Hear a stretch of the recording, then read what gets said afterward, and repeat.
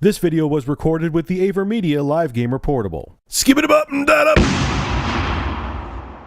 So Andrew House, the group CEO of PlayStation, talks about digital distribution and talks about what he feels the consumer wants, which is shocking in and of itself. Now, all this information comes from an E3 interview that Andrew House had with The Guardian at E3. This is before Microsoft did the whole 180 on their Xbox One DRM policies. The issue of games ownership is not just the views of the vocal minority. It became an expression of a little bit of concern bubbling up around the subject of what ownership means in an age of digital content overall. We and other entertainment industry players need to be very conscious of that and very careful. Bringing it back to the fundamentals again, we need to be fair and to think of the consumer experience first. Now, there's other things he touches on in this article. He talks about how they remove the PlayStation Eye from the PS4 bundle to make it cheaper, and they talk about the ease of use of developing for the PS4, both things that I've talked about in the past before, so I'm not going to go into them again, it's redundant. But he makes a very good point.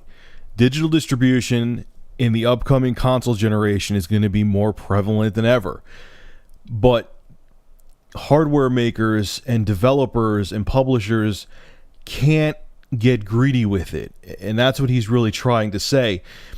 You have to give people the right experience on consoles to keep consoles relevant. I've kind of talked about this before, and if you take all the things that make console gaming great, like buying actual physical copies of games, it's the reason I bought The Last of Us instead of downloading it off of PSN. You really take away, especially for people like me who also own a gaming PC, a lot of the incentive to buy a console. You know, I want to feel like I own the products. I want to be able to trade those games in. I want to be able to, you know, lend a game to a friend, you know, give a game away to somebody, which I just did. You know what I'm saying? And if you take all that away, you take away a lot of what makes console gaming fantastic, and it'll really alienate a lot of the consumer if DRM, or not DRM, I should say, digital distribution completely takes over, at least right away. I mean, if digital distribution took over from the get-go the way Microsoft kind of wanted it to, I might as well have just stuck with PC.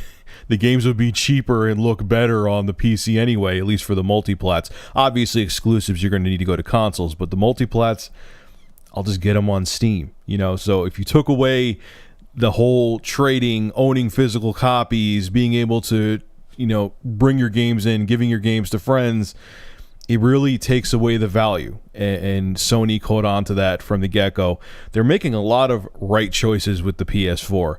It was funny back, I'm always considered a fanboy and a hater just because people don't get it.